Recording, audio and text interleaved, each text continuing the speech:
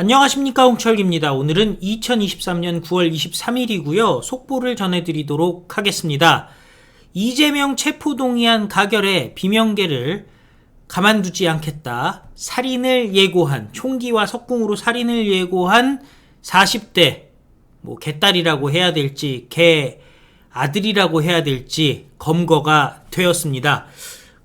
경찰은 지금 구속영장을 청구할 방침이라고 하는데요. 이재명 지지자들의 현실이 느껴지지 않습니까? 관련된 소식 전해드리도록 하고요. 윤석열 대통령이 결국에는 이런 개딸들이 생겨나는 이유, 가짜뉴스 때문 아니겠습니까? 가짜뉴스를 막지 못하면 자유민주주의를 위협하게 된다라는 입장을 뉴욕에서 밝혔습니다.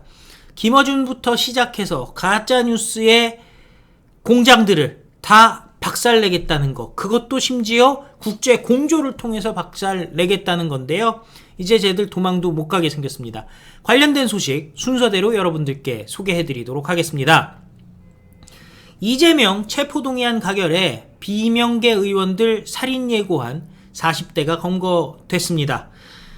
경기 남부경찰청에 따르면 의왕경찰서는 협박 혐의로 40대 남성 A씨를 오늘 긴급 체포해서 조사 중으로 알려지고 있습니다.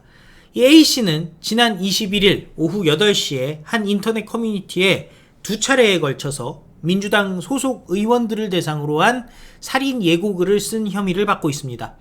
무조건 가결표를 던진 의원 리스트라는 제목의 게시글에서 민주당 소속 의원 14명의 실명을 거론했습니다. 집에 있는 스나이퍼 라이플, 그러니까 저격 소총을 찾아봐야겠다라는 등의 테러를 암시했던 것으로 파악됐는데요. 해당 글에 실명이 오른 민주당 의원들은 당내에서 비명계로 분류되는 이들입니다. 경찰은 이 용의자가 지난 21일 국회 본회의에서 이루어진 이재명 체포동의안 표결 과정에서 찬성표를 던진 것으로 보이는, 본인이 추정하는 의원들을 대상으로 이 같은 협박을 한 것으로 보고 있습니다. A씨는 다른 글에서는 석궁 사진을 올리며 석궁을 파출소에 맡겨야 하는지 모르겠다라고 적기도 한 것으로 조사됐습니다. 신고를 접수한 경찰은 IP 주소, 인터넷에 그 번호가 이렇게 있지 않습니까? IP 주소를 토대로 수사에 나서서 오늘 오전 8시 25분 군포에 있는 한 숙박업소에서 A씨를 긴급 체포했습니다. 숙박업소를 전전하는 이인 걸로 지금 추정이 되죠. 경찰이 체포 직후 주거지를 압수수색한 결과 실제 소총이나 석궁이 발견되지는 않았다고 하는데요. 그럼에도 불구하고 경찰 관계자는 A씨의 범행 동기를 조사한 뒤에 구속영장을 신청할 방침이라면서 앞으로도 살인 예고글을 게시하는 행위에 대해 강력 대응할 것이다 라고 얘기했는데, 이재명이 죄가 없는 것도 아니고 국민들도 다 정당한 영장이다 얘기하고 있는데 체포동의안 가결시켰다고 해서 사람의 목숨을 뺏어도 된다 내지는 뺏겠다라고 주장하는 이 개딸들, 이거 진짜 사회의 암적인 존재가 되어가고 있는 것 같습니다. 사회에서 격리를 해야 될 텐데요. 자, 이런 개딸들이 형성되는 과정 역시 가짜뉴스 때문 아니겠습니까? 윤석열 대통령이 가짜뉴스에 대해서 입장을 내놨습니다. 뉴욕에서 이렇게 얘기했습니다. 가짜뉴스를 못 막으면 자유민주주의가 위협당한다. 규제 마련을 제안했는데요. 미국을 방문 중인 윤석열 대통령이 현지 시각 21일 인공지능과 디지털 기술 오남용이 자유민주주의를 위협할 수 있다면서 적절한 규제 시스템을 마련해야 된다라고 밝혔습니다. 윤석열 대통령은 뉴욕대학에서 열린 뉴욕 디지털 비전 포럼 기조연설에서 인공지능과 디지털 오남용이 만들어내는 가짜뉴스의 확산을 방지하지 못하면 자유민주주의와 시장경제가 위협을 받을 것이고 미래와 미래 세대의 삶 또한 위협을 받게 될 것이다 라고 밝혔습니다. 이어서 인공지능과 디지털 기술이 공동체를 위협하지 않도록 위험 정보가 즉각 공유 및 공표돼야 된다면서 적정 조치가 이루어지는 규제 시스템이 필요하다고 제안했습니다. 윤석열 대통령은 이와 같은 내용을 담은 디지털 권리장전을 조만간 제시하겠다고 밝혔는데요. 윤석열 대통령은 우선 기술이 인간의 자유 확대에 기여해야 되고 사회적 약자 등 디지털 시대에 적응하지 못하는 사람도 인간다운 삶을 영위할 수 있어야 된다는 내용이 권리장전에 담길 것이라고 설명을 했습니다.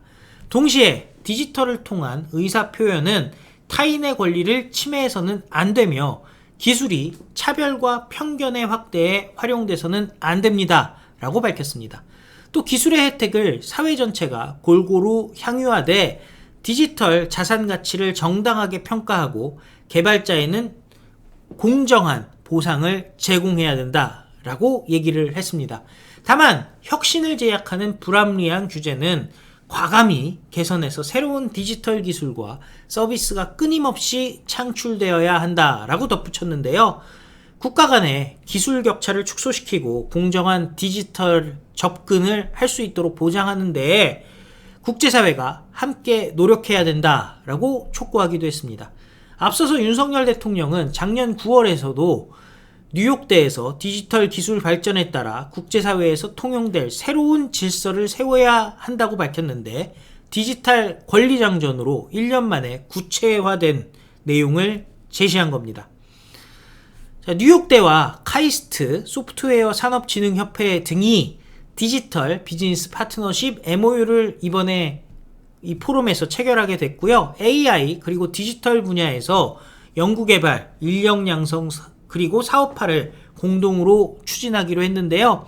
윤석열 대통령 대한민국 1호 영업사원이자 정말 대한민국의 미래를 걱정하는 대한민국의 국가 원수로서 미국까지 가서 이렇게 쉬질 않습니다. 40여 개국의 국가 정상들과 만나서 정상회담을 하고 부산 엑스포를 위해서 최선을 다하는 와중에도 또 대한민국의 기술 개발을 위해서 이렇게 움직입니다.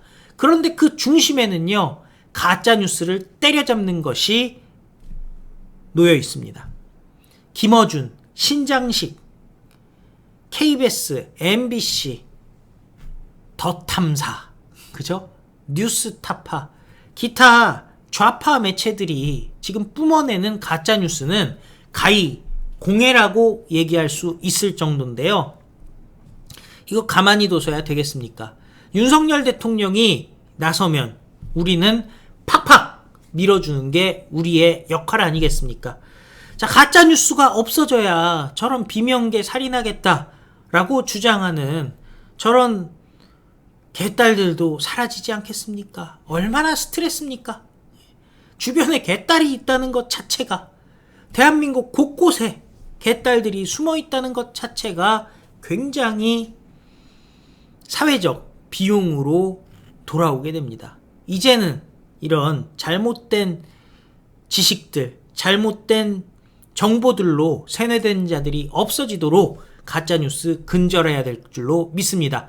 시청해주셔서 감사드리고 구독, 좋아요 큰 도움이 될 줄로 믿습니다. 다 같이 외치겠습니다. 우리는 승리합니다. 감사합니다. 안녕히 계십시오.